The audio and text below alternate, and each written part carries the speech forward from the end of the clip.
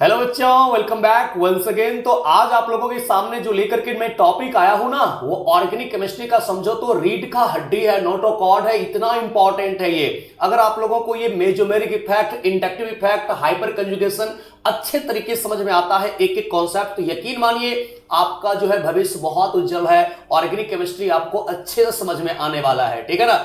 आइए बिना टाइम को बर्बाद किए हम लोग स्टार्ट करते हैं मेसोमेरिक इफेक्ट। देखो, सबसे पहली बात मैं आपको बता देना चाहता हूं कि यह भी एक इलेक्ट्रॉन डिस्प्लेसमेंट इफेक्ट ही है। इलेक्ट्रॉन का डिस्प्लेसमेंट जो होता है एक जगह से दूसरे जगह पाई बॉन्ड के थ्रू, उसी को कहते हैं मेसोमेरिक इफेक्ट। पिछले लेक्चर में हम लोगों ने देखा था इंडक्टिव इफेक्ट, उसमें कहा था कि अगर एक जगह से दूसरे जगह इलेक्ट्रॉन का डिस्प्लेसमेंट अगर होता है वो सिग्मा बॉन्ड के थ्रू होता है, उसको हमने वहां पे कहा था इंडक्टिव इफेक्ट। वो भी एक परमानेंट इफेक्ट था और ये भी एक परमानेंट इफेक्ट है, लेकिन ध्यान दीजिएगा वहां पे सिग्मा बॉन्ड के थ्रू ट्रांसमिशन होता था। यहां पे आपको तो सबसे पहले डिफिनेशन ध्यान रखेंगे, the effect transmitted through pi bond, या फिर यहां पे लिखते हैं इलेक्ट्रॉन का ट्रांसमिशन या डिस्प्लेसमेंट पाई बॉन्ड के थ्रू, इसको कहा जाता है बच्चों मेसोमेरिक इफेक्ट। सबसे पहला ही लाइन इंपॉर्टेंट है। उसके बाद mesomeric effect operate only when resonance is possible. अब अंतर क्या है वो मैं आगे आपको बताने वाला हूं, लेकिन ध्यान रखोगे मेसोमेरिक इफेक्ट वही हो सकता है जहां रेजोनेंस पॉसिबल है। जहां रेजोनेंस नहीं होगा वहां मेसोमेरिक इफेक्ट कभी नहीं होगा। तो जहां रेजोनेंस होगा वही मेसोमेरिक इफेक्ट होगा। तो पहली बात आपको ध्यान रखना है कि mesomeric effect operate only when resonance is possible, ये आप लोगों ने देख लिया। उसके बाद देखो, all conditions required for resonance to occurs are also required for the operation of mesomeric effect। बच्चों, आप लोगों को रेजोनेंस हमने पढ़ा दिया है।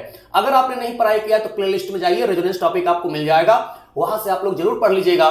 कंडीशंस फॉर रेजोनेंस आप लोगों को बताया था कि ऑल, वहां पे आप लोगों को सबसे पहला कंडीशन कहा था compound should must be conjugated, यानी कि कंजुगेटेड कंपाउंड होना चाहिए। Double single, double double single, triple bond, double single negative charge, double single positive charge, बहुत सारा बताया था। इस प्रकार का सिस्टम होना चाहिए कंजुगेटेड। और दूसरा बताया था जितने भी कंजुगेटेड एटम ग्रुप है वो सारे के सारे होना चाहिए प्लेनर, एक प्लेन में होना चाहिए, यही बताया था ना।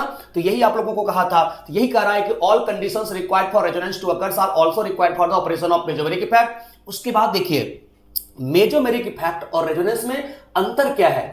तो हमने जो कहा यहां पे कि रेजोनेंस जहां होगा वही मेसोमेरिक इफेक्ट होगा, दोनों एक ही चीज है। तो आखिरकार डिफरेंस क्या है, क्या डिफरेंस है जो अलग अलग यहां पे पढ़ना पड़ जाता है। तो सुनोगे ध्यान से, होता क्या है। Mesomeric effect explain the, mesomeric effect explain the electron acceptor और डोनर नेचर ऑफ एटम और ग्रुप। कोई रेजोनेंस में कोई एटम या ग्रुप डोनर की तरह बिहेव करेगा या एक्सेप्टर की तरह बिहेव करेगा, उस कंजुगेटेड कंपाउंड से, उस कंजुगेट सिस्टम से इलेक्ट्रॉन अपनी तरफ एक्सेप्ट करेगा कि डोनेट करेगा। सिर्फ इतनी छोटी सी बात को एक्सप्लेन करता है मेसोमेरिक इफेक्ट। मेसोमेरिक इफेक्ट सिर्फ इतना ही बताता है कि कोई रेजोनेंस में कोई एटम या ग्रुप डोनर है या एक्सेप्टर है। ये प्रॉपर्टीज को एक्सप्लेन करते हैं मेसोमेरिक इफेक्ट के द्वारा, ध्यान रखिएगा। तो वही कह रहा है कि mesomeric effect explain the electron acceptor और डोनर नेचर ऑफ एटम और group and resonance is a mechanism of, resonance is a mechanism of mesomeric effect. इसका कहने का क्या मतलब हुआ बच्चों, इसका कहने का मतलब यह हुआ मेरा कि ये जो रेजोनेंस होता है वो पूरी तरह से एक्सप्लेन करता है मेसोमेरिक इफेक्ट को। कैसे कैसे कोई एटम या ग्रुप इलेक्ट्रॉन को डोनेट करेगा, कैसे कोई एक्सेप्ट करेगा, अगर डोनेट करेगा तो कहां नेगेटिव चार्ज बनेगा, कहां पॉजिटिव चार्ज बनेगा, कहां इलेक्ट्रॉन डेंसिटी बढ़ेगा, कहां इलेक्ट्रॉन डेंसिटी घटेगा। ये कंप्लीट जो एक्सप्लेनेशन देता है उसको हम लोग कहते हैं यहां पे रेजोनेंस। इस बातों को आप लोगों को ध्यान रखना पड़ेगा। समझ में आ रहा है अच्छे तरीके से। आप लोगों को याद होगा निश्चित रूप से आप लोगों ने कंडीशंस फॉर रेजोनेंस पढ़ा होगा। तो कंडीशंस फॉर रेजोनेंस में आप लोगों ने निश्चित रूप से पढ़ा होगा कि system should must be conjugated. जैसे कि देखिए यहां हम लोग देखने जा रहे हैं, ये जैसे कि दिया हुआ है CH2 डबल बॉन्ड CH और NH2। अब ध्यान दीजिएगा, यहां पे क्या है, सिस्टम कंजुगेटेड है, तो लोन पेयर सिंगल डबल ये कंजुगेटेड है, यानी कि यहां पर रेजोनेंस होगा, ये तो हमको पता चल गया। अब रेजोनेंस अगर होगा तो ये जो NH2 है वो NH2 डोनर है या एक्सेप्टर है, ये जो बात एक्सप्लेन करता है उसी को कहते हैं मेसोमेरिक इफेक्ट। बच्चों आप कहोगे कि जब इस ग्रुप के फर्स्ट एटम पे लोन पेयर है, अगर किसी रेजोनेंस में एटम या ग्रुप के ऊपर फर्स्ट एटम के ऊपर लोन पेयर है या नेगेटिव चार्ज है तो वो रेजोनेंस में होता है डोनर, और जो डोनर होता है उसी को मेजोमेरिक इफेक्ट हम लोग क्या बोलते हैं, प्लस एम बोल देते हैं। अब ये डोनेट करेगा तो कहां जाएगा इलेक्ट्रॉन, कहां पे नेगेटिव चार्ज बनेगा, कहां पॉजिटिव चार्ज बनेगा, कंप्लीट जो मैकेनिज्म के द्वारा एक्सप्लेन करता है उसको हम लोग कहते हैं रेजोनेंस। यानी कि जब ये इलेक्ट्रॉन देगा यहां चला जाएगा, तो इसको कहते हैं रेजोनेंस। यानी जो कंप्लीट मैकेनिज्म के द्वारा दिखाता है डिलोकलाइजेशन ऑफ इलेक्ट्रॉन को, इसको यहां पे कहा जा रहा है रेजोनेंस, और ये जो बनता है उसको हम लोग कहते हैं कैनोनिकल स्ट्रक्चर। लेकिन बच्चों यहां पे हम लोगों को ध्यान रखना पड़ेगा कि सबसे पहले कि जो यहां पे एक्सप्लेन करता है कि कोई एटम या ग्रुप डोनर है कि एक्सेप्टर है, उसको कहते हैं मेजोमेरिक इफेक्ट। तो यहां पे भी हम लोग देख लें, अगर आप लोग देखें कंडीशंस फॉर मेजोमेरिक इफेक्ट, तो जो आप लोगों ने लिखा है रेजोनेंस में वही बात लिख देता हूं। सबसे पहली बात आप लोगों को ध्यान रखना है, compound should must be conjugated.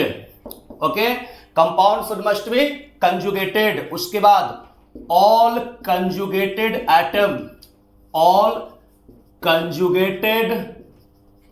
Atom और group should must be, all conjugated atom और group should must be coplanar. बस यही बात यहां पे ध्यान रखना है कि जितने भी कंजुगेटेड एटम या ग्रुप है वहां पे हम लोग कहते हैं कि सारे के सारे कंजुगेटेड एटम या ग्रुप एक प्लेन में होना चाहिए। बात यहां तक आप लोगों को क्लियर है अच्छे तरीके से, यस और नो, क्लियर है ना, ध्यान रखेंगे।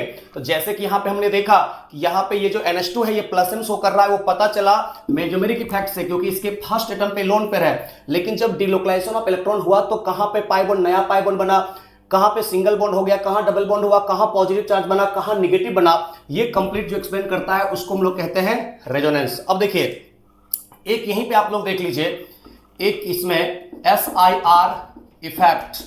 ओके, SIR इफेक्ट, इसी को हम लोग प्यार से कहते हैं सर इफेक्ट। क्या कहते हैं, सर इफेक्ट। यानी कि यहां पे स्टेरिक इनहिबिशन ऑफ रेजोनेंस, कि आपको कहां पे लगेगा कि कंजुगेशन है लेकिन रेजोनेंस नहीं होगा, वो भी कंडीशन आपको बता रहा हूं। तो कंडीशंस फॉर मेजोमेरिक इफेक्ट वही होता है जो आपको कंडीशंस हमने बताया था रेजोनेंस होने के लिए, याद है ना। अब सुनिए, SIR इफेक्ट कहां पे, कंजुगेशन होने के बावजूद भी स्टेरिक इनहिबिशन के कारण, स्टेरिक रिपल्सन के कारण रेजोनेंस नहीं होगा। स्टेरिक रिपल्सन के कारण जहां नहीं होगा उसी को हम लोग कहते हैं SIR इफेक्ट। जैसे कि मेरे प्यारे बच्चों आप यहां पे देखो, ये दिया हुआ है अगर नाइट्रोबेंजीन, तो नाइट्रोबेंजीन में देखोगे डबल सिंगल कंजुगेटेड है, और यहां पे ये NO2 भी sp2 है, ये sp2 है और रिंग भी sp2 है। यानी कि यहां पे हम लोग कहते हैं NO2 and phenyl are coplanar, बिल्कुल ये दोनों कोप्लेनर में है। हैंस रेजोनेंस इज पॉसिबल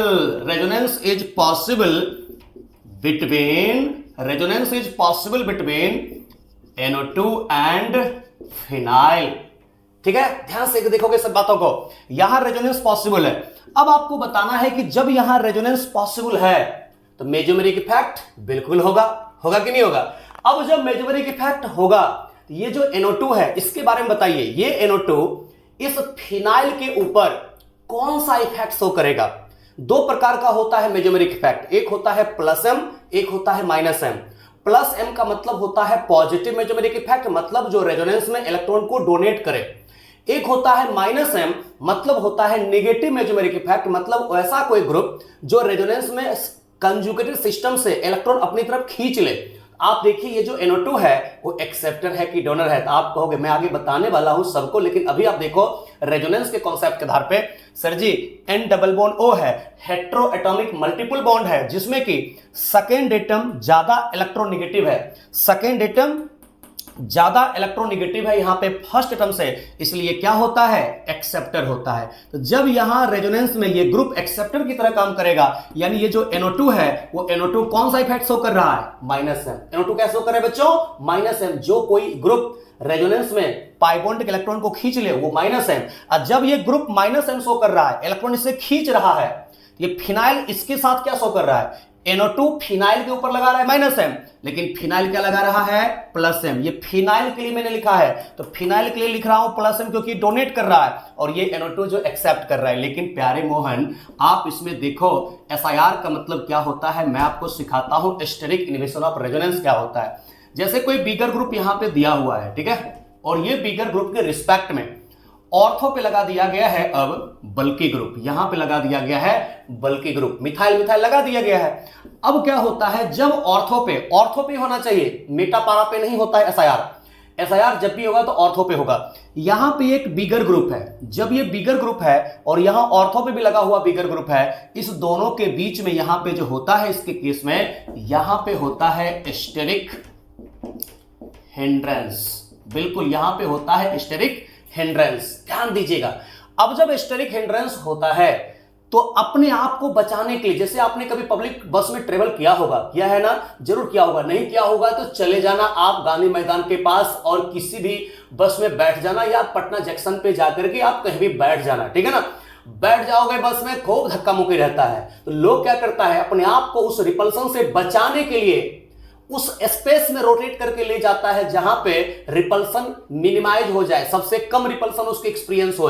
कुछ लोग क्या करता है कि पीछे चला जाता है, कुछ लोग क्या करता है कि ड्राइवर जिधर होता है केबिन उसमें घुस जाता है, कुछ आदमी क्या करता है दो सीट के बीच में, कुछ बच्चा अगर छोटा होता है तो दो सीट के बीच में घुस जाता है, होता है कि नहीं। क्यों ऐसा करता है इंसान, अपने आप को रिपल्सन से बचाने के लिए, क्योंकि रिपल्सन जितना कम होगा उतने ज्यादा स्टेबल हमारा कंडीशन होगा। यहां भी वही बात होता है, ये कंपाउंड में इस NO2 बिगर ग्रुप और मिथाइल के बीच में रिपल्सन होता है, ये अपने आप को अनस्टेबल फील करता है, तो अपने आप को दुनिया में स्टेबल रखने के लिए इस NO2 को इस मिथाइल से दूर करना चाहता है, इस NO2 को मिथाइल से दूर करना चाहता है। ये जो फिनाइल है वो अपने आप को रोटेट कर लेता है, जो आपको ऐसे दिख रहा है ना, ये दोनों मिथाइल यहां दिख रहा है, ऐसे नहीं होता है। ये वाला पार्ट अगर अंदर चला जाएगा, ये वाला पार्ट ऐसे बाहर आ जाएगा, एक मिथाइल रहेगा टुवर्ड द व्यूअर की तरफ रहेगा, एक मिथाइल रहेगा अंदर की तरफ, यही यहां पे अपने आप को रोटेट कर लेता है। तो आप रोटेशन ऐसे दिखा दीजिए, एरो का मतलब मैंने यहां पे दिखाया है, रोटेट कर लिया, यहां पे कहते हैं NO2 and phenyl ring are not coplanar, बिल्कुल नॉट कोप्लेनर। और जब ये दोनों कोप्लेनर है ही नहीं तो क्या NO2 और रिंग के बीच में रेजोनेंस होगा? अरे बोलो ना भैया, यहां पे कहोगे इसके केस में resonance is not possible, resonance is not possible between NO2 and phenyl ring.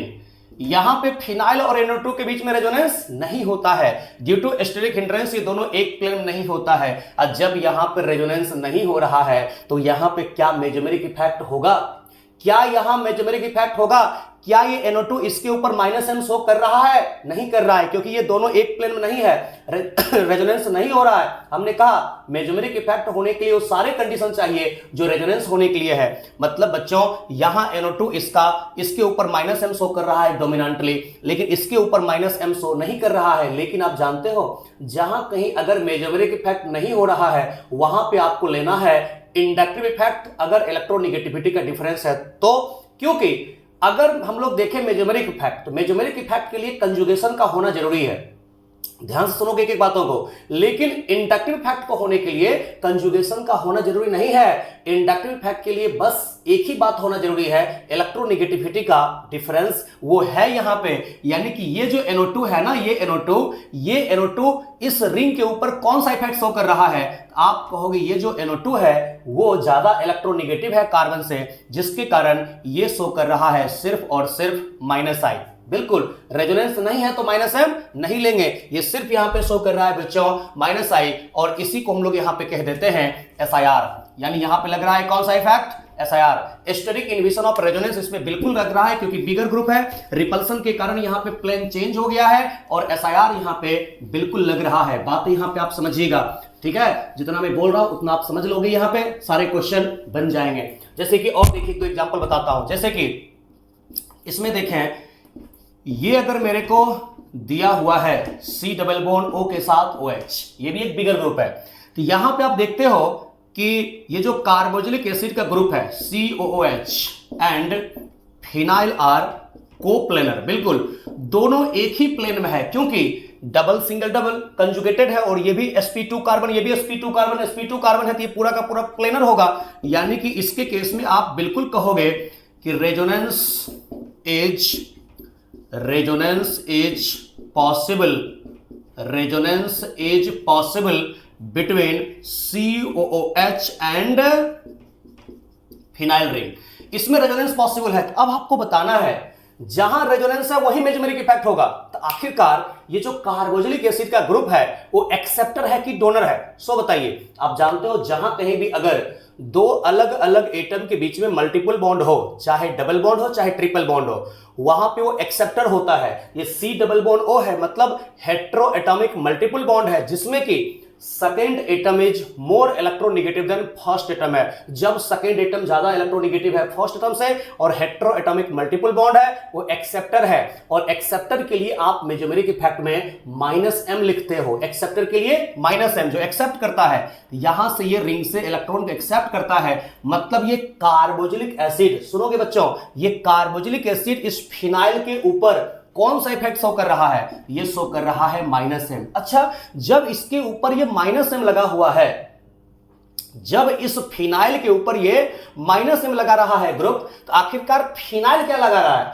तो बच्चों ये जब एक्सेप्टर है तो एक्सेप्टर के रिस्पेक्ट में ये क्या है? डोनर, यानी फिनाइल यहां पे क्या शो कर रहा है? प्लस है। लेकिन अब सुनिए, मेरी बात को सुनिए, अगर यहां पे ऐसा कर देता है जिसमें कि फिर से उसी नाइट्रो की तरह ये कार्बोक्सिलिक एसिड आप लोगों को दिया हुआ है, बहुत सुंदर।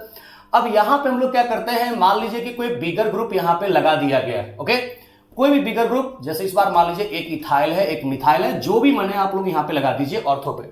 ये कार्बोक्सिलिक एसिड एक बिगर ग्रुप है, बिल्कुल सही बात है। अब इस मिथाइल और इथाइल के साथ होगा, ऑर्थो पे है तो स्टेरिक हिंड्रेंस होगा, यहां पे स्टेरिक हिंड्रेंस होगा। अब जैसे इसके केस में स्टेरिक हिंड्रेंस हुआ तो आपको समझ में आना चाहिए, रिपल्सन से दुनिया परेशान है। जहां कहीं रिपल्सन है तो वहां पे पेन है, दुख है, तकलीफ है रिपल्सन के कारण। और जहां पे अट्रैक्शन है वहां पे लव है, मोहब्बत है, अफेक्शन है, वहां पे सुख है, शांति है, सब कुछ है, ठीक है। और जहां भी रिपल्सन है वहां पे अशांति है, अनस्टेबिलिटी है। वो सोसाइटी कभी भी ग्रो नहीं कर सकता है जहां हमेशा दंगा हो, फसाद हो, रिपल्सन हो, मन मिटाव हो, अच्छे से मन मिल नहीं रहा है, उसका कभी विकास होगा क्या? नहीं। तो फिर हम लोग क्या करते हैं, कुछ एक वाद विवाद करके कुछ ऐसा निकाला जाता है, कुछ जरिया जहां पे रिपल्सन कम किया जाए, अट्रैक्शन बढ़ाया जाए। लेकिन जब आदमी फिर भी उसमें भी असफल हो जाता है तो क्या करता है, अपना सोचने का, रहने का जरिया बदलता है, नजरिया बदलता है और दुनिया को अपने मुताबिक एडजस्ट करने लगता है, समाज में अपने आप को एडजस्ट करने लगता है, कॉम्प्रोमाइज करने लगता है। वही होता है ना। तो ये भी बेचारा रिपल्सन से त्रस्त है यहाँ पे, तो अपने आप को अनस्टेबल महसूस करता है, तो अपने आप को इस सोसाइटी में स्टेबल रखने के लिए क्या करता है, ये प्लेन चेंज कर लेता है। अब इसको क्या करता है कि इस कार्बोक्सिलिक एसिड से दूर कर देता है, कि नजदीक रहता है तो रिपल्सन करता है, इसको दूर कर देता है, इस प्रकार से रोटेट कर देता है। एक अगर बाहर की तरफ रहेगा एल्काइल, एक अंदर की तरफ रहेगा, इस प्रकार से अपने आप को रोटेट कर लेता है। अब क्या होगा, यहां पे हम लोग कहते हैं COOH and phenyl ring are not coplanar. यहां पे ये कोप्लेनर बिल्कुल नहीं है। और जब ये कार्बोक्सिलिक एसिड और फिनाइल एक प्लेन में नहीं है तो आप इसके केस में कहते हो बड़ा ही आराम से, resonance is not possible, resonance is not possible between COOH and phenyl ring, यहां रेजोनेंस नहीं होता है और इसी को हम लोग यहां पे कहते हैं SIR, यानी कि स्टेरिक रिपल्सन के कारण रेजोनेंस इनहिबिट हो गया, रुक गया, उसी को कहते हैं SIR इफेक्ट, यानी कि स्टेरिक इनहिबिशन ऑफ रेजोनेंस। बच्चों, जब ये कार्बोक्सिलिक एसिड और ये एक दोनों एक प्लेन में नहीं है, रेजोनेंस नहीं हो रहा है, तो क्या यहां मेसोमेरिक इफेक्ट होगा? बिल्कुल नहीं होगा। और जब मेसोमेरिक इफेक्ट नहीं होगा तो वहां पे हमको लेना है इंडक्टिव इफेक्ट, क्योंकि उसके लिए बस इलेक्ट्रोनेगेटिविटी का डिफरेंस चाहिए। यहां पे ये शो करेगा सिर्फ और सिर्फ -I, लेकिन यहां रेजोनेंस हो रहा था, एक ही प्लेन में था, तो यहां पे कार्बोक्सिलिक एसिड का हम लोग लेंगे -M effect. Am I right? Are you getting my point? Are you getting my point? Yes. अब देखिए आगे बढ़ते हैं और एक और एग्जांपल +M का दिखाते हैं। बहुत आप लोगों को दिखा दिया -M, बाद बाकी आप लोगों ने SIR जरूर पढ़ा होगा, तो स्टेरिक इनहिबिशन ऑफ रेजोनेंस वगैरह आप लोगों ने देखा होगा, और क्या क्या आप जानते हैं मुझे भी आप बताइए। अब देखिए, जैसे कि एक और एग्जांपल आपको देने जा रहा हूं, ये ऐसा है, कैसा है? ऐसा है सर, ऐसा। ये दिया हुआ है नाइट्रोजन, बहुत सुंदर, और यहां पे दिया हुआ है 2 मिथाइल, बहुत सुंदर। तो यहां पे क्या हो रहा है बच्चों? यहां ऑर्थो पे खाली हाइड्रोजन है। अब ये हाइड्रोजन बेचारा बहुत छोटा होता है, जो बहुत छोटा है वो किसी दूसरे को क्या रिपल्सन देगा? तो ये हाइड्रोजन का साइज बहुत छोटा है, तो लोन पेयर सिंगल डबल, यहां पर हम लोग कहते हैं ये जो आपको दिख रहा है NCH3 का होल 2 and phenyl ring are coplanar, बिल्कुल यहां एक प्लेन में है, ठीक है ना? तो इसके केस में आप देख सकते हो, ये जो कंजुगेटेड एटम है, ये लोन पेयर है, इसकी मैं बात कर रहा हूं। ये नाइट्रोजन और ये रिंग एक ही प्लेन में है, इसके केस में रेजोनेंस बिल्कुल होगा, इसलिए हम लोग कहते हैं इसके केस में resonance is possible, resonance is possible between NCH3 का होल 2 एंड फिनाइल।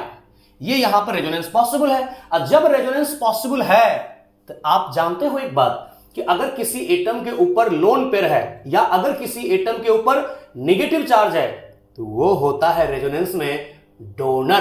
कैसा होता है? डोनर। यानी कि ये जो लोन पेयर है वो अपना इलेक्ट्रॉन इसको देगा, इस कार्बन कार्बन डबल बॉन्ड को देगा। और जब कोई लोन पेयर या नेगेटिव चार्ज अपना इलेक्ट्रॉन दे रहा हो कंजुगेटेड सिस्टम में, रेजोनेंस में, उसको कहा जाता है +M इफेक्ट। ये शो कर रहा है, मतलब ये जो ग्रुप आपको दिख रहा है वो +M शो कर रहा है, क्योंकि इलेक्ट्रॉन रेजोनेंस में दे रहा है, डोनेट कर रहा है। डोनर को +M, एक्सेप्टर को -M। बच्चों, अब जब ये डोनेट कर रहा है तो इस डोनर के रिस्पेक्ट में फिनाइल क्या कर रहा है? आप कहोगे कि डोनर के रिस्पेक्ट में फिनाइल जो है वो एक्सेप्ट कर रहा है। एक्सेप्टर के लिए हम लोग क्या लगाते हैं? -M। बिल्कुल यहां पे -M लगाते हैं, तो +M के रिस्पेक्ट -M। इससे पहले जो हम लोग देख रहे थे नाइट्रोबेंजीन का या बेंजोइक एसिड का, वहां -M था, हेट्रोएटॉमिक मल्टीपल बॉन्ड था, उसके रिस्पेक्ट में +M शो कर रहा था फिनाइल। इससे आपको क्या पता चला?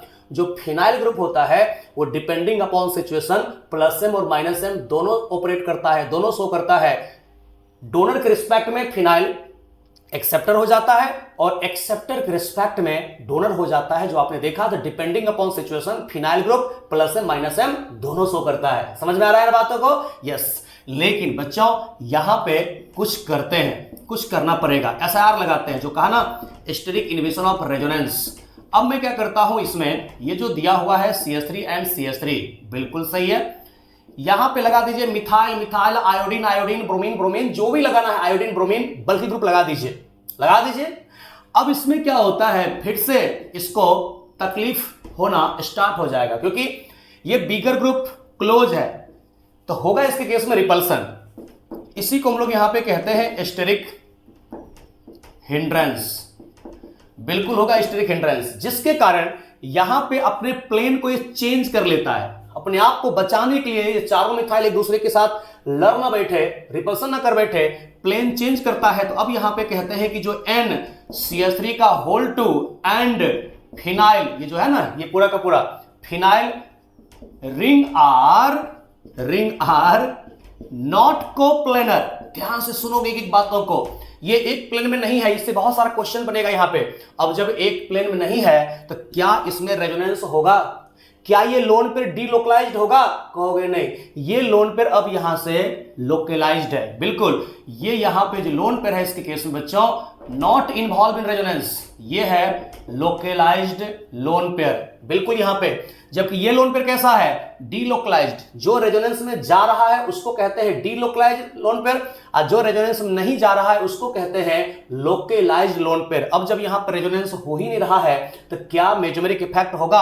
आप कहोगे इसके केस में बहुत ही सिंपल सी बातें हैं कि रेजोनेंस इज नॉट पॉसिबल। बिल्कुल यहां पे हम लोग कहते हैं resonance is not possible between NCH3 का Hol2 एंड फिनाइल रिंग। ऐसा होता है इसके केस में, ठीक है, ये होता है। अब जब रेजोनेंस नहीं हो रहा है तो बच्चों क्या यहां मेजोमेरिक इफेक्ट इसका लेंगे?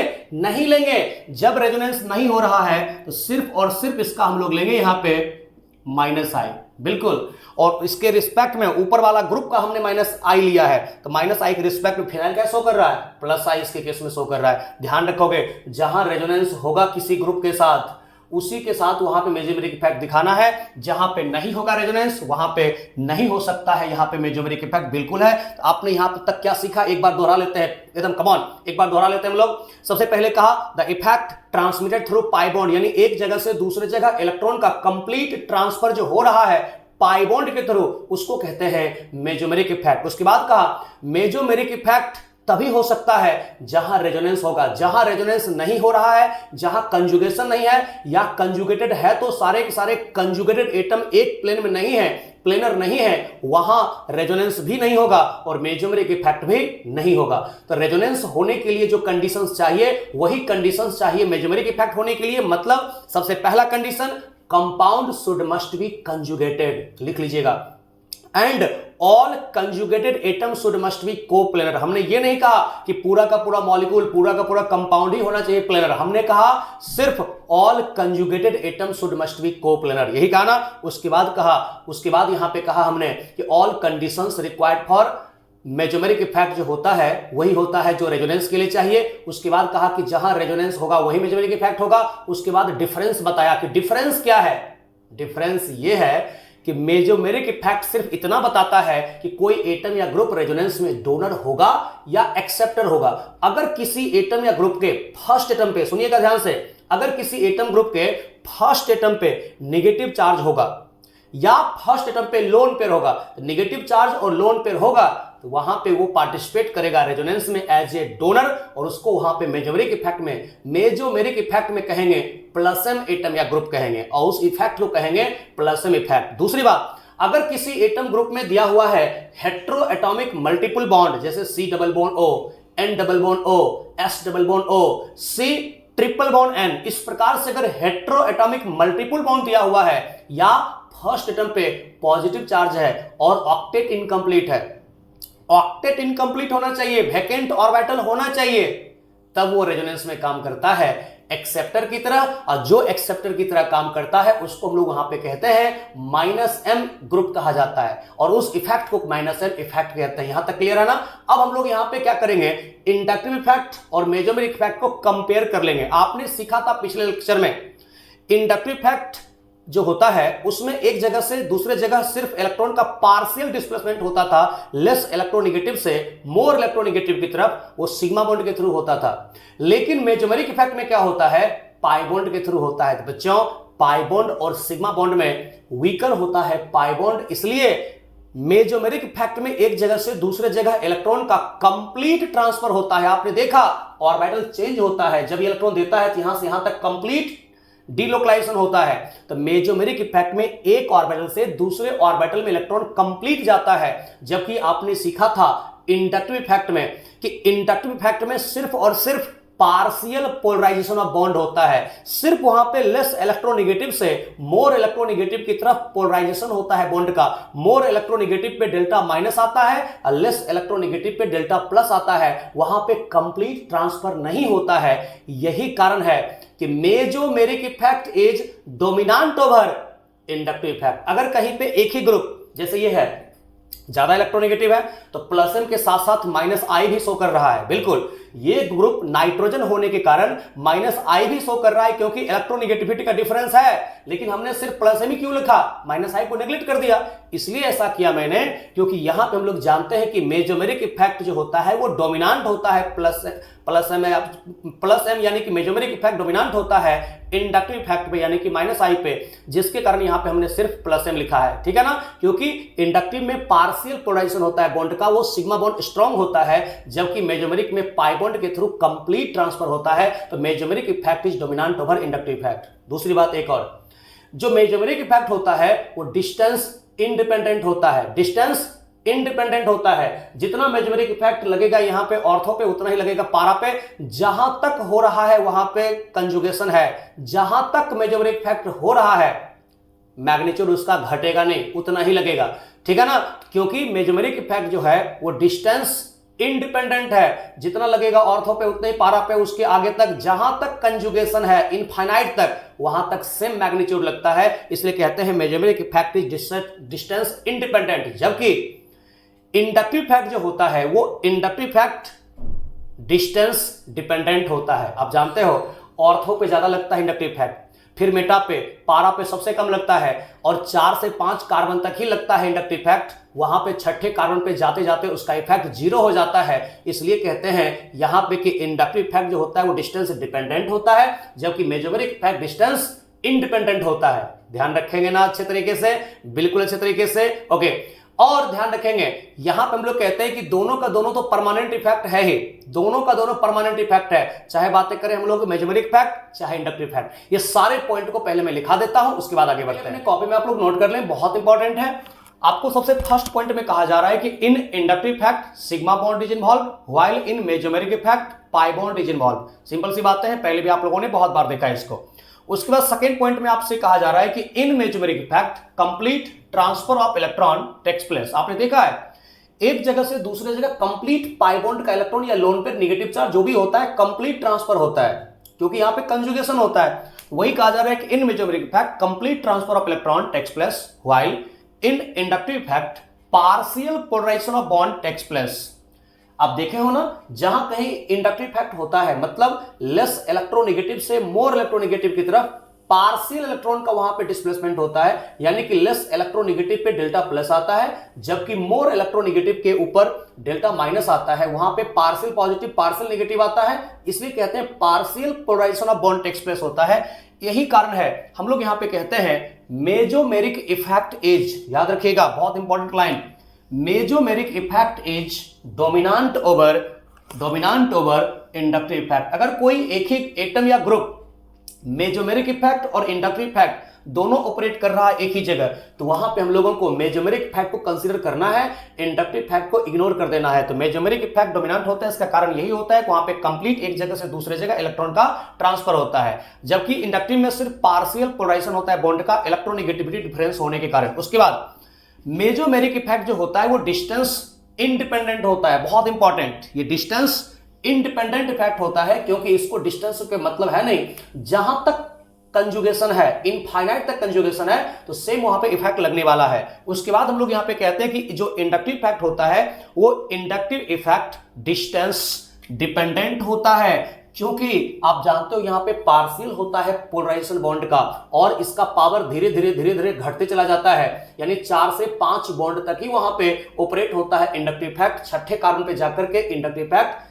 0 हो जाता है। ये बहुत इंपॉर्टेंट लाइन है। उसके बाद आपको पता है ये डिफरेंस नहीं है, ये तो दोनों का कॉमन है कि बोथ आर परमानेंट इफेक्ट, चाहे यहां पे इंडक्टिव इफेक्ट की बातें करो चाहे मेजोमेरिक इफेक्ट की बातें करें, ये दोनों जो होता है परमानेंट इफेक्ट होता है। बात यहां तक क्लियर है। अब हम लोग यहां से देखते हैं टाइप्स ऑफ मेजोमेरिक इफेक्ट। सबसे पहले हम लोग देखते हैं पॉजिटिव मेजोमेरिक इफेक्ट, या उसी को हम लोग कहते हैं प्लस एम इफेक्ट। देखिए क्या होता है, सबसे पहले इसका डिफिनेशन देख लें, पॉजिटिव मेजोमेरिक इफेक्ट और उसी को कहा जाता है plus M effect.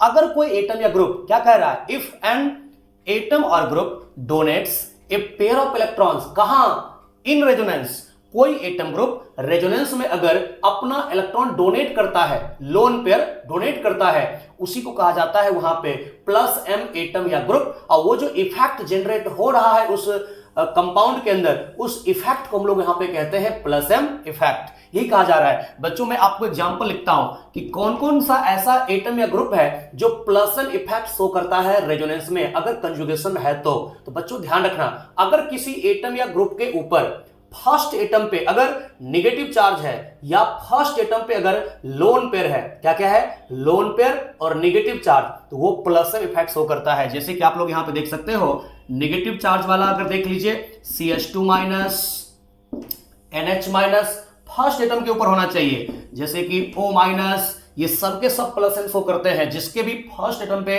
Negative charge होता है। या फिर यहां पे HR आप ले सकते हो माइनस चार्ज, जहां कहीं भी अगर फर्स्ट एटम के ऊपर जहां पे लाइन छोड़ दिया गया है उसी को फ्री वैलेंसी कहते हैं, उस पे अगर नेगेटिव चार्ज है तो प्लस एम शो करेगा। या फिर अगर उस फर्स्ट एटम पे लोन पेयर है, जैसे कि ये दिया हुआ है या फिर ये OCH3 दिया हुआ है। बच्चों इन जनरल में आप लोगों को कहूं तो कोई भी यहां पे एल्काइल होगा, मेरे को मतलब है सिर्फ O से जो फर्स्ट एटम है उसके ऊपर अगर लोन पेयर है ये प्लस एम शो करता है। या फिर O C double bond OR, R की जगह पे जो भी हो मुझे वहां मंजूर है, मेरे को मतलब है सिर्फ ऑक्सीजन के ऊपर वहां पे लोन पेयर है ये प्लस एम शो करता है। या NH C double bond OR क्या शो करता है, प्लस एम इफेक्ट शो करता है, इसके फर्स्ट एटम पे लोन पेयर है। या फिर आप लोग देख सकते हो और भी हम लोग यहां पे लिख सकते हैं, क्या हम लोग यहां पे लिख सकते हैं O और यहां पे मान लो कि लगा दिया गया है फिनाइल, कोई बात नहीं, ये भी शो करेगा प्लस एम क्योंकि फर्स्ट एटम पे लोन पेयर है। या फिर बच्चों आप ले सकते हो यहां पे NH2 क्या शो करेगा, प्लस एम। या फिर यहां पे हम लोगों को सेकेंडरी एमीन, आपको मतलब है सिर्फ नाइट्रोजन से, उसके फर्स्ट एटम पे लोन पेयर है। या फिर यहां पे NR2 टर्सरी एमीन, यहां भी फर्स्ट एटम के ऊपर लोन पेयर है, प्लस एम शो करता है। जी हां, उसके बाद सुनिए, अब यहां पे हम लोग देख सकते हैं और भी कुछ ग्रुप, क्या ये हम लोग देख सकते हैं इसके केस में, ये ऐसा SH यहां भी लोन पेयर है। उसके बाद अपना बहुत इंपॉर्टेंट एक छूट रहा है फ्लोरीन, बिल्कुल प्लस एम शो करेगा, लोन पेयर है। और क्लोरीन बिल्कुल प्लस एम शो करेगा। उसके बाद आप ले सकते हो ब्रोमीन, ये सब कौन सा इफेक्ट शो करेगा बच्चों, आयोडीन, कौन सा इफेक्ट, प्लस एम। तो जितने भी यहां पे ऐसा एटम ग्रुप जिसके फर्स्ट एटम पे या तो नेगेटिव चार्ज हो या फर्स्ट एटम के ऊपर लोन पेयर हो, कॉन्सेप्ट यही है कि फर्स्ट एटम के ऊपर अगर नेगेटिव चार्ज है या वहां पे लोन पेयर है, वो सारे के सारे उसमें शो करते हैं प्लस एम इफेक्ट, ठीक है। और इस एटम या ग्रुप को हम लोग कहते हैं प्लस एम एटमर ग्रुप। समझ गए, अच्छे तरीके से याद करिए। पिछले क्लास में आपको सिखाया था कौन कौन सा प्लस आई होता है, कौन कौन सा माइनस आई होता है। इसको पढ़ाने के बाद अगले लेक्चर में क्या करूंगा जानते हो, दोनों को एक साथ मर्ज करूंगा, कंबाइन करूंगा कि कौन कौन ऐसा आइटम ग्रुप है जो plus M plus I show करता है, minus M minus I show करता है, plus M minus I show करता है। ये सब एक साथ कोरिलेट करने वाले हैं, ध्यान से याद करते चलिएगा। अब हम लोग देखते हैं माइनस एम इफेक्ट का मतलब हुआ कोई ऐसा ग्रुप जो रेजोनेंस में अपनी तरफ इलेक्ट्रॉन को विड्रॉ करता है, उसी को कहते हैं माइनस एम ग्रुप। अब देखिए, तो यहां पे यही आपको लिखा हुआ है नेगेटिव मेजोमेरिक इफेक्ट, या उसी को माइनस एम इफेक्ट कहते हैं। इफ एन एटम और group withdraw a pair of electrons in resonance, अपनी तरफ विड्रॉ करता है, then it is said to have minus M effect. Example में कैसे हम लोग देखें तो बच्चों, जैसे कि आपको कहा कि अगर फर्स्ट एटम के ऊपर नेगेटिव चार्ज होता है तो प्लस एम इफेक्ट, लेकिन अगर फर्स्ट एटम के ऊपर पॉजिटिव चार्ज होता है, लेकिन एक शर्त है, उसका ऑक्टेट इनकम्प्लीट होना चाहिए, यानी कि उसके पास वैकेंट ऑर्बिटल होना चाहिए। अगर उस पर पॉजिटिव चार्ज है लेकिन खुद का ऑक्टेट कंप्लीट है, वैकेंट ऑर्बिटल है नहीं, तब वो माइनस एम शो नहीं करेगा। जैसे कि यहां पे देखिए ऐसा दिया हुआ है CH2, आप देख सकते हो प्लस, इसका 1 2 3 बॉन्ड है, 6 इलेक्ट्रॉन है, ऑक्टेट इनकम्प्लीट है। चाहे आप ले सकते हो 2 डिग्री कार्बोकटाइन, ऑक्टेट इनकम्प्लीट है। इसके बाद आप ले सकते हो 3 डिग्री कार्बोकटाइन, ऑक्टेट इनकम्प्लीट है। तो ये सब यहां पे माइनस एम शो करने वाला है। आर के जगह पे मिथाइल हो सकता है, इथाइल हो सकता है, आर के जगह पे जो भी होगा कबूल है। यहां पे मेरे को मतलब है सिर्फ कि ऑक्टेट इनकम्प्लीट होनी चाहिए।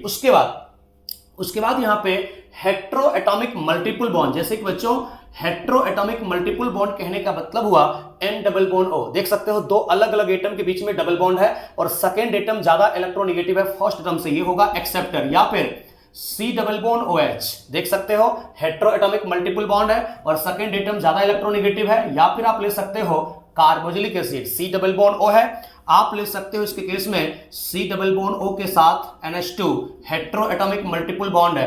एसिड हैलाइड ले सकते हो, आप यहां पे ईस्टर ले सकते हो, बिल्कुल एसिड हैलाइड या ईस्टर ले सकते हो, सब में हेटेरोएटॉमिक मल्टीपल बॉन्ड है। या फिर आप सी ट्रिपल बॉन्ड एंड, देखो ना बच्चों हेटेरोएटॉमिक मल्टीपल बॉन्ड है, ये भी एक्सेप्टर होगा। या फिर आप ले सकते हो सल्फोनिक एसिड। जी हां, जितने भी इस प्रकार का आपको ग्रुप दिया होगा जहां हेटेरोएटॉमिक मल्टीपल बॉन्ड होगा वो सबके सब रेजोनेंस में एक्सेप्टर होते हैं, और जो रेजोनेंस में एक्सेप्टर होते हैं इसी को तो कहा जाता है -m ग्रुप। बात यहां तक क्लियर है ना, बहुत अच्छे तरीके से। लेकिन अब मैं आप लोगों को थोड़ा सा बताने जा रहा हूं कि कौन ऐसा ग्रुप है जिसके ऊपर पॉजिटिव चार्ज होते हुए भी -m शो नहीं करता है।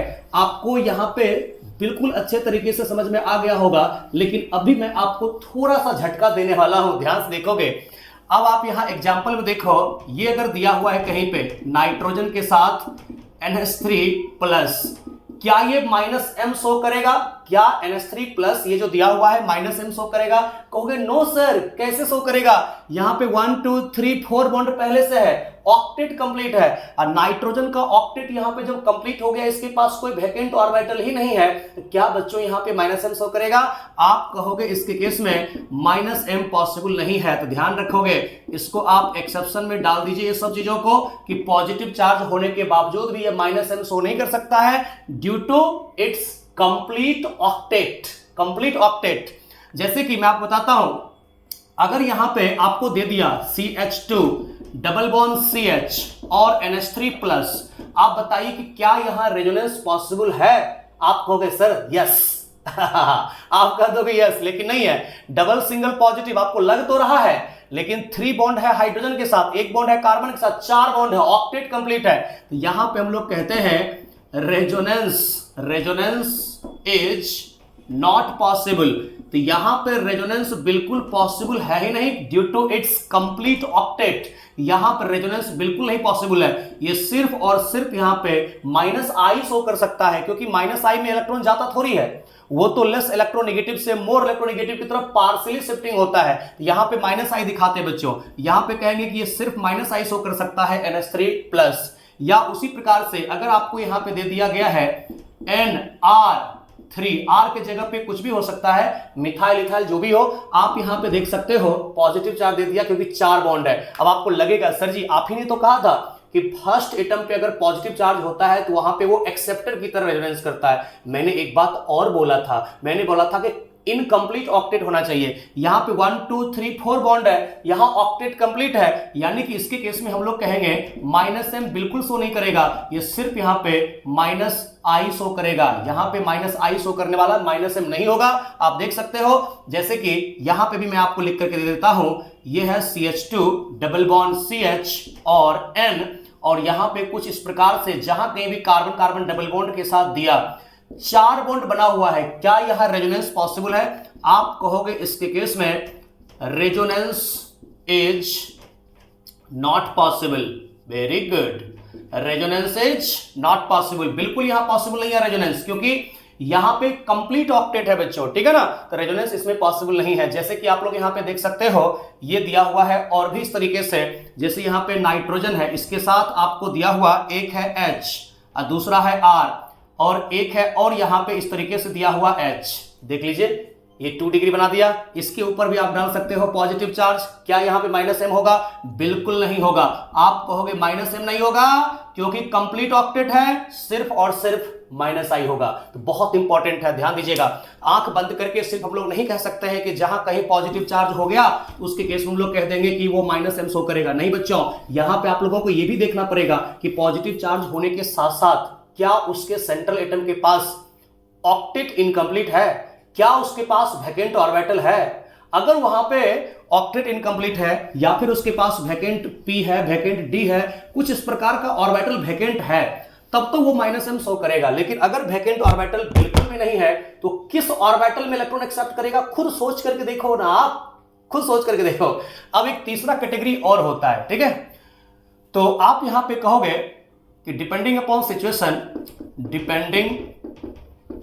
डिपेंडिंग अपॉन सिचुएशन, लिखो तो अच्छे से, साथ साथ लिखो, depending upon situation some group operate, some group operates both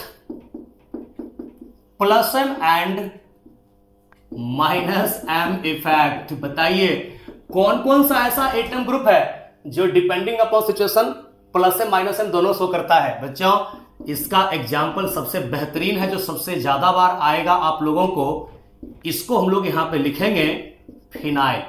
ये फिनाइल एक हो गया। उसके बाद यहां पे एक ऐसा आता है CH2 डबल बॉन्ड CH, इसको यहां पे कहा जाता है vinyl. Yes you are right, vinyl. उसके बाद एक और होता है CH ट्रिपल बॉन्ड C, इसको यहां पे कहा जाता है अब इथेनाइल। इथेनाइल या एसिटिनाइल कहा जाता है। और एक होता है इसके केस में N डबल बॉन्ड O, इस पे लोन पेयर है, इसको कहा जाता है नाइट्रोसो। क्या कहते हैं इसको? नाइट्रोसो। ये चार आप याद रखिएगा जिसमें हम लोग कहते हैं कि डिपेंडिंग अपॉन सिचुएशन। अब ये डिपेंडिंग अपॉन सिचुएशन का मतलब क्या है? बहुत सारे बच्चे को तो ये दिक्कत होती है कि सर आपने लिख तो दिया कि डिपेंडिंग अपॉन सिचुएशन, ये है क्या? तो मैं बताता हूं, डिपेंडिंग अपॉन सिचुएशन कहने का मतलब हुआ कि अगर इस फिनाइल के साथ, ध्यान से समझोगे बातों को, अगर इस फिनाइल के साथ लगा हुआ है कोई डोनर, क्या लगा हुआ है? अभी आपको तुरंत बताया है कि जिसके फर्स्ट एटम पे लोन पेयर होता है वो रेजोनेंस में होता है डोनर, और डोनर को हम लोग लिखते हैं कौन सा ग्रुप? Plus M. ये OH प्लस एम है, तो एक्सेप्टर के रिस्पेक्ट में ये क्या हो गया? सॉरी, डोनर के रिस्पेक्ट में ये क्या हो गया? एक्सेप्टर। बात समझिएगा। तो एक्सेप्टर के लिए क्या लिखते हैं? Minus M. तो देखो जब फिनाइल के साथ, चाहे विनाइल के साथ, चाहे इथेनाइल के साथ, चाहे नाइट्रोसो के साथ, चारों के साथ अगर आप लगा दिए कोई भी, जितने भी हमने आपको लिखाया प्लस एम ग्रुप, वो प्लस एम ग्रुप लगा देते हो जिसके फर्स्ट एटम पे या तो नेगेटिव चार्ज है, लोन पेयर है, तो उसके रिस्पेक्ट में फिनाइल माइनस एम शो करेगा, एक्सेप्टर की तरह काम करेगा। लेकिन अगर यहां पे थोड़ा सा परिवर्तन करते हैं और यहां पे लगा देते हैं एक्सेप्टर, अभी आपने तुरंत देखा है कि जहां कहीं भी हेट्रोएटॉमिक मल्टीपल बॉन्ड होता है, दो अलग अलग एटम या दो अलग अलग एटम के बीच में मल्टीपल बॉन्ड होता है, डबल बॉन्ड, ट्रिपल बॉन्ड होता है, वो एक्सेप्टर होता है। और जब ये एक्सेप्टर है तो एक्सेप्टर को हम लोग क्या लिखते हैं? Minus M. ये माइनस एम ग्रुप है, तो ये ग्रुप इससे इलेक्ट्रॉन खींच रहा है। तो ये जब यहां इलेक्ट्रॉन एक्सेप्ट कर रहा है तो ये क्या कर रहा है? डोनेट कर रहा है। तो डोनर को हम लोग क्या लिखते हैं? Plus M. इसी को हम लोग कहते हैं डिपेंडिंग अपॉन सिचुएशन। तो डिपेंडिंग अपॉन सिचुएशन ये माइनस एम भी शो किया, प्लस एम भी शो कर लिया। तो जब यहां पे डोनर होगा तो डोनर के रिस्पेक्ट में ये एक्सेप्टर होगा, और जब एक्सेप्टर होगा तो एक्सेप्टर के रिस्पेक्ट में ये डोनर होगा। बात खत्म। इसी प्रकार से अगर आप देखो तो CH2 डबल बॉन्ड CH, और यहां पे मान लीजिए एक NH2 है, बहुत सुंदर। ये NH2 के ऊपर क्या होता है? Lone pair. फर्स्ट एटम पे होता है लोन पेयर। तो जब ये लोन पेयर है तो क्या शो करेगा? प्लस एम, यानी कि डोनेट करेगा। तो डोनर के रिस्पेक्ट में क्या हो गया? एक्सेप्टर। एक्सेप्टर के लिए क्या लिखते हैं? Minus M. लेकिन इसी में आपको कुछ ऐसा चेंज करके दिया गया, CH2 double bond CH, NO2 लगा दिया गया। तो NO2 आपने देखा है कि हेट्रोएटॉमिक मल्टीपल बॉन्ड है, ये क्या होता है? ये होता है इस केस में एक्सेप्टर। एक्सेप्टर के लिए क्या लगाते हैं? Minus M. तो माइनस एम के रिस्पेक्ट में, यानी कि एक्सेप्टर के रिस्पेक्ट में ये क्या कर रहा है? डोनेट कर रहा है। तो डोनर के लिए क्या लगाते हैं? Plus M. बात खत्म। ऐसे ही तो देखना है बच्चों। ये जो चार आपके सामने लिखा हुआ है, ये डोनर और एक्सेप्टर दोनों हो सकता है डिपेंडिंग अपॉन सिचुएशन। बात क्लियर है ना यहां तक? बिल्कुल अच्छे तरीके से आप लोग यहां पे समझने की कोशिश करेंगे कि डिपेंडिंग अपॉन सिचुएशन का मतलब क्या होता है। अब मैं यहां पे आपको कुछ क्वेश्चन बनवा देता हूं, उसके बाद अगले लेक्चर जो होगा इस मेजोमेरिक इफेक्ट का, बड़ा ही शानदार होने वाला है। इससे शानदार तो कुछ होगा ही नहीं, सबसे शानदार होने वाला है अगला लेक्चर, देखिएगा। अब इसमें हम लोग देखेंगे, सबसे पहले क्वेश्चन एक है कि व्हिच ऑफ द फ्लोइंग, कुछ एग्जांपल देख लेते हैं, एटम और group, which of the following atom और group operate plus M effect. कौन ऐसा है जो प्लस एम इफेक्ट शो करेगा? बहुत सारे एग्जांपल देता हूं, जो शो करेगा उस पर आपको टिक करते चलना है। जैसे कि सबसे पहले हम लोग लेते हैं नाइट्रोसो, बिल्कुल नाइट्रोसो लेते हैं। उसके बाद एक ले लेता हूं विनाइल। उसके बाद थर्ड में यहां पे लेता हूं O, C double bond O के साथ CH3। फोर में ले लेता हूं इसमें NH, C double bond O के साथ CH3। इसी को क्लोज करके भी लिखा जा सकता है, तो आप लोग देख लीजिएगा कैसे लिख रहा है। उसके बाद यहां पे मान लीजिए कि OCH3 हो गया। 6th नंबर में यहां पे कुछ ऐसा करता हूं जिसमें कि ये यहां पे दिया हुआ है एक फिनाइल। 7th नंबर में एक ऐसा दिया हुआ है जिसमें कि ये लगा हुआ है इसमें OCH3 और 8 नंबर में एक ऐसा है जिसमें कि ये है और यहां लगा हुआ है एक NO2 और 9th नंबर में एक ऐसा दे रहा हो जिसमें कि ये दिया हुआ है यहां पे क्लोरीन और 10th नंबर में एक ऐसा दे रहा हो जिसमें कि ये दिया हुआ है कार्बोक्सिलिक एसिड। बात इतना ही करते हैं। देखिए सबसे पहली बात करते हैं नाइट्रोसो का। बच्चों आपको बताया ये जो नाइट्रोसो है ना, नाइट्रोसो में फर्स्ट एटम पे लोन पेयर भी है और फर्स्ट और सेकंड एटम के बीच में मल्टीपल बॉन्ड भी है, मतलब ये प्लस एम माइनस एम दोनों शो करता है डिपेंडिंग अपॉन सिचुएशन। इसका मतलब ये नाइट्रोसो प्लस एम बिल्कुल शो करेगा। इसका आंसर माइनस एम में भी होगा। अगर मुझे पूछेगा माइनस एम भी, उसमें भी इसका आंसर टिक करेंगे क्योंकि प्लस एम माइनस एम दोनों शो करता है। विनाइल ये भी दोनों शो करता है, इसका भी answer plus M minus M दोनों में आएगा, बिल्कुल आएगा। यहां देखिए थर्ड में बिल्कुल आएगा प्लस एम क्योंकि लोन पेयर है फर्स्ट एटम के ऊपर, तो फर्स्ट एटम पे लोन पेयर है प्लस एम होगा। यहां भी आएगा आंसर क्योंकि इसके भी फर्स्ट एटम पे लोन पेयर है। यहां देखिए इस पे भी आएगा, यहां भी फर्स्ट एटम पे लोन पेयर है, बिल्कुल होगा। 6 नंबर में ये फिनाइल है। क्या है? फिनाइल। और मैंने बताया कि phenyl group depending upon situation plus M minus M दोनों शो करता है, तो बिल्कुल यहां पे हम लोग कहेंगे कि फिनाइल जो है प्लस एम शो करता है, बिल्कुल शो करता है। 7th में बिल्कुल शो करेगा। मुझे मालूम है, मुझे पता है, मुझे खबर है कि आपको कंफ्यूजन हो रहा होगा 8 नंबर में, हो रहा है ना।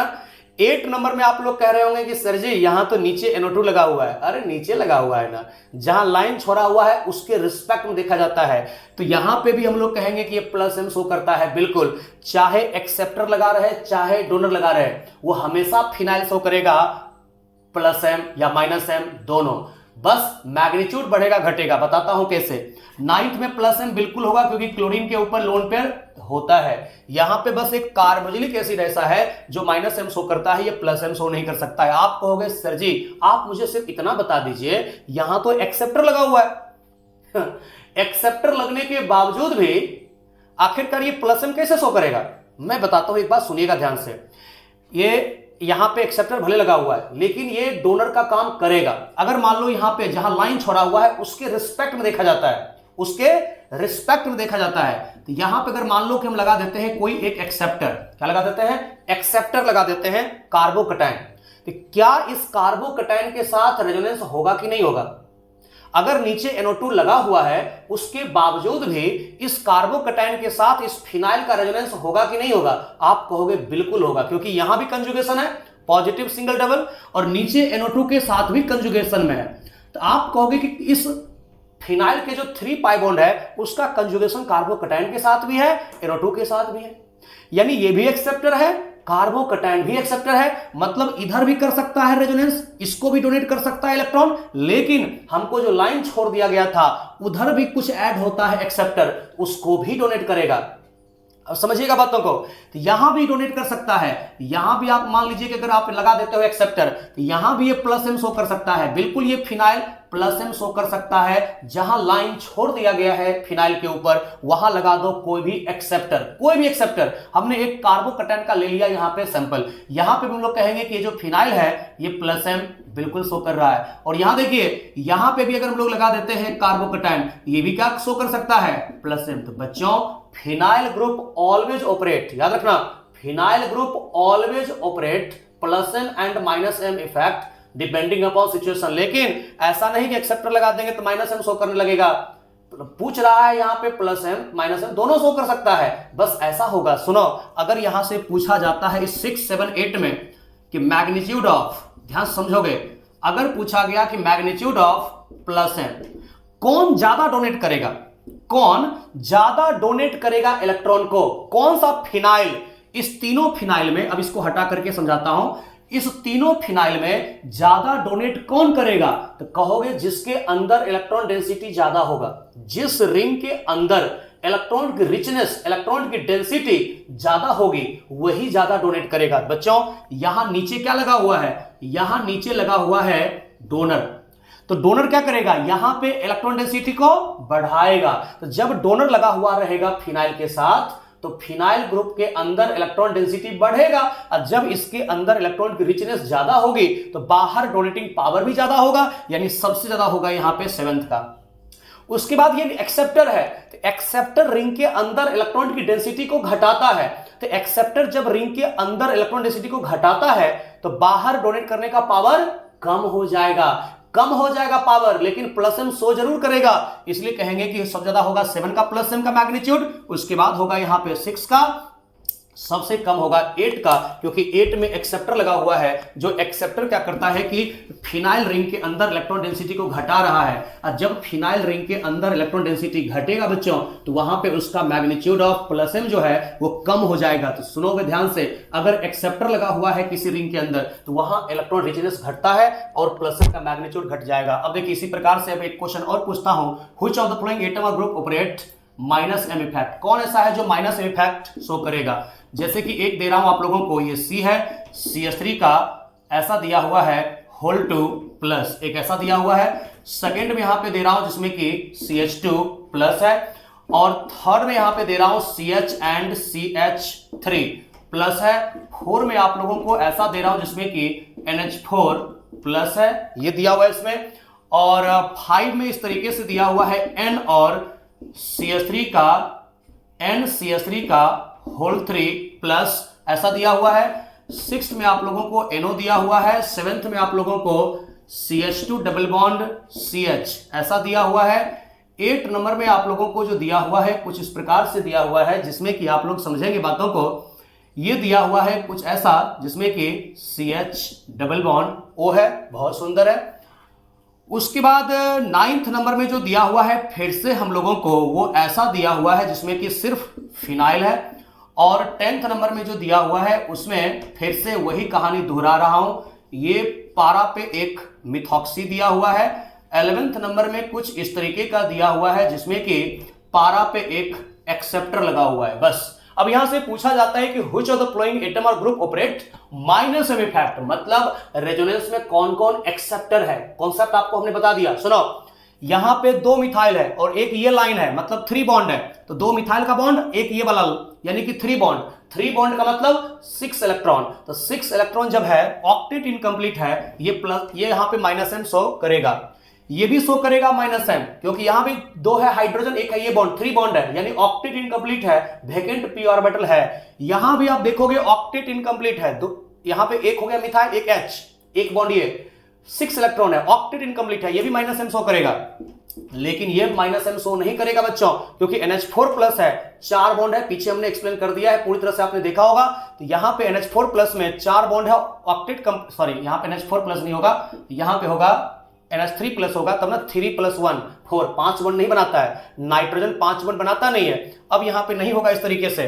या फिर आप यहां देखिए, तो 3 है मिथाइल, एक है ये बॉन्ड, 4 बॉन्ड हो गया। तो 4 बॉन्ड जब हो गया इसके केस में, ऑक्टेट कंप्लीट है, तो सॉरी, ऑक्टेट जब यहां पे कंप्लीट है, तो आप कहोगे ये माइनस एम शो नहीं कर सकता है। नाइट्रोसो के बारे में क्या ख्याल है। नाइट्रोसो में आपको पता है कि हेटेरोएटॉमिक मल्टीपल बॉन्ड भी है और लोन पेयर ही है, तो डिपेंडिंग अपॉन सिचुएशन ये बिल्कुल शो करेगा। यहां पे विनाइल बिल्कुल शो करेगा, ये प्लस एम माइनस एम दोनों में आंसर जाएगा, डिपेंडिंग अपॉन सिचुएशन दोनों शो करता है। और यहां तो आपको दिख रहा होगा हेटेरोएटॉमिक मल्टीपल बॉन्ड है, माइनस एम बिल्कुल शो करेगा। बच्चों आपको हमने कहा कि phenyl group always operate plus M minus M both, चाहे लगा हुआ रहे डोनर, चाहे लगा रहे एक्सेप्टर। एक्सेप्टर लगा हुआ है फिर भी प्लस एम शो करेगा, और डोनर लगा हुआ है फिर भी माइनस एम शो करेगा। बस ये होगा कि अगर यहां पे लगा हुआ है एक्सेप्टर, तो रिंग के अंदर इलेक्ट्रॉन की डिफिशियंसी होगी, और जब रिंग के अंदर इलेक्ट्रॉन की डिफिशियंसी होगी तो बाहर से खींचने का क्षमता क्या होगा, ज्यादा होगा। मान लो यहां पे कोई हम लगा देते हैं डोनर, तो ये डोनर के रिस्पेक्ट में सोचो बच्चों क्या होगा। अगर मान लो कि सभी में आपने लगा दिया डोनर, तो डोनर के रिस्पेक्ट में फिनाइल क्या शो कर रहा है, माइनस एम। डोनर के रिस्पेक्ट में फिनाइल क्या शो कर रहा है, माइनस एम। डोनर के रिस्पेक्ट में फिनाइल क्या शो कर रहा है, माइनस एम, क्योंकि वो प्लस एम शो करने वाला है। प्लस एम ग्रुप के रिस्पेक्ट में फिनाइल माइनस एम शो कर रहा है। लेकिन कौन सा फिनाइल ज्यादा खींचेगा इलेक्ट्रॉन को, जिसके पास इलेक्ट्रॉन की ज्यादा कमी होगी। जिस फिनाइल के अंदर इलेक्ट्रॉन की ज्यादा डिफिशियंसी होगी वही ज्यादा इलेक्ट्रॉन खींचेगा। यहां नीचे लगा हुआ है एक्सेप्टर, तो जब यहां एक्सेप्टर लगा हुआ है तो रिंग के अंदर इलेक्ट्रॉन की डिफिशियंसी ज्यादा होगी, ये डोनर से इलेक्ट्रॉन ज्यादा खींचेगा। और यहां पे पहले से ही देखो नीचे क्या लगा हुआ है, डोनर। तो जब यहां पे डोनर लगा हुआ है तो रिंग के अंदर इलेक्ट्रॉन की डेंसिटी बढ़ेगा, जिसके कारण बाहर से खींचने का क्षमता इसका कम हो जाएगा। तो बच्चों याद रखना, ये सब बात समझाने के लिए मैंने आपको सिर्फ बताया है, बाद बाकी आप लोगों को मन है तो लिख लेना समझने के लिए। तो अगर आपको इस तीनों में पूछा जाता है कि मैग्नीट्यूड ऑफ -m का ऑर्डर क्या होगा इस तीनों में, 9, 10, 11 में, आप कहोगे सबसे ज्यादा होगा यहां पे 11 का, क्योंकि इसके केस में हम लोग यहां पे देख रहे हैं कि एक्सेप्टर लगा हुआ है पहले से। तो एक्सेप्टर क्या करता है, इलेक्ट्रॉन की डिफिशिएंसी जनरेट करता है रिंग के अंदर, तो बाहर से ज्यादा खींचेगा इलेक्ट्रॉन को। उसके बाद होगा 9 और सबसे कम होगा 10 का -m, क्योंकि 10 में पहले से ही लगा हुआ है डोनर। तो डोनर ग्रुप क्या करेगा, डोनर ग्रुप रिंग के अंदर इलेक्ट्रॉन डेंसिटी को बढ़ा देगा, जिसके कारण बाहर से खींचने का क्षमता उसका कम हो जाता है। खींचेगा तो रिपल्सन होगा, तो इसलिए वहां पे हम लोग कहते हैं कि एक्सेप्टर -m के मैग्नीट्यूड को बढ़ाएगा और डोनर -m के मैग्नीट्यूड को घटाएगा। तो नोट में यहां पे हम लोग इस बातों को जिक्र कर सकते हैं कि phenyl group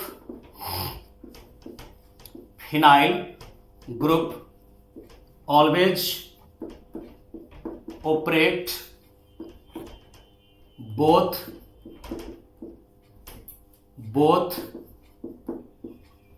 +m and -m effect depending upon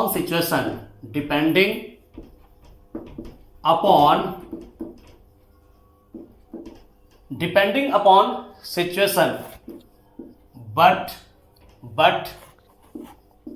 donor group present in ring increases the magnitude of +m, बच्चों अगर कोई पहले से लगा हुआ है डोनर, तो पहले से अगर डोनर लगा हुआ है तो उस रिंग के अंदर इलेक्ट्रॉन की जो है रिचनेस बढ़ेगा, और इलेक्ट्रॉन का रिचनेस बढ़ेगा तो डोनेट करने का पावर क्या होगा, बढ़ेगा। तो वही कह रहा है कि but donor group present in ring increases the magnitude of +m। अगर किसी फिनाइल में पहले से ही ऑर्थो पारा पे लगा हुआ है, ऑर्थो या पारा पे लगा हुआ है डोनर ग्रुप, तो वो मैग्नीट्यूड ऑफ +m को बढ़ा देगा। तो वही कह रहा है increase the magnitude of +m and decreases the magnitude of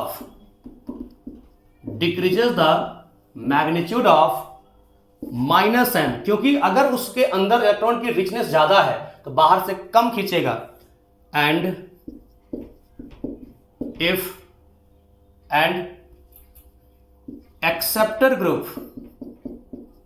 acceptor group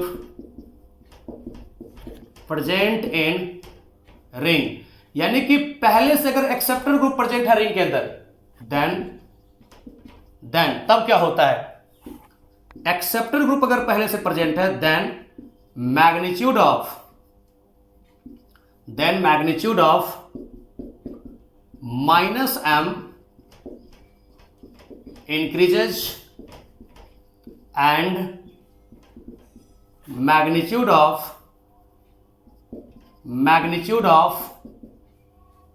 +m decreases,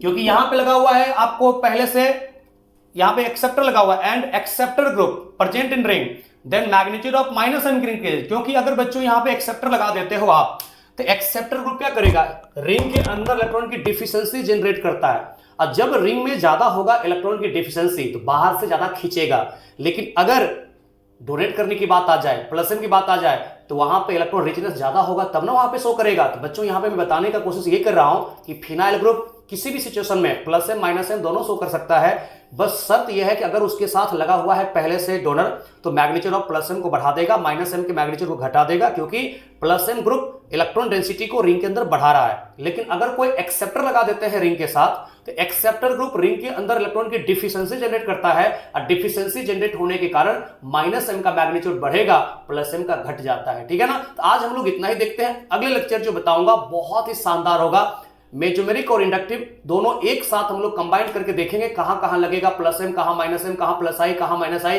पूरा हम लोग एक्सप्लेन करने वाले हैं। ठीक है ना? ओके, आज हम लोग इतना ही देखते हैं। आप खुश रहें, सुरक्षित रहें, ईमानदारी से आप लोग पढ़ाई करते रहें, आपका बहुत अच्छा मार्क्स आएगा, बहुत अच्छे रैंक के साथ आप क्वालिफाई करेंगे। बस इसी तरीके से आप लोग मेहनत करते रहिए, क्वेश्चन को प्रैक्टिस करते रहिए, एनसीईआरटी में भी जाकर के कुछ कुछ बातों को आप स्टडी करिए, पढ़ते रहिए, आपका प्रिपरेशन बहुत अच्छे से हो जाएगा। पर डे आपको मेहनत करते रहना है। Okay, thank you everyone. जय हिंद, जय भारत, वंदे मातरम।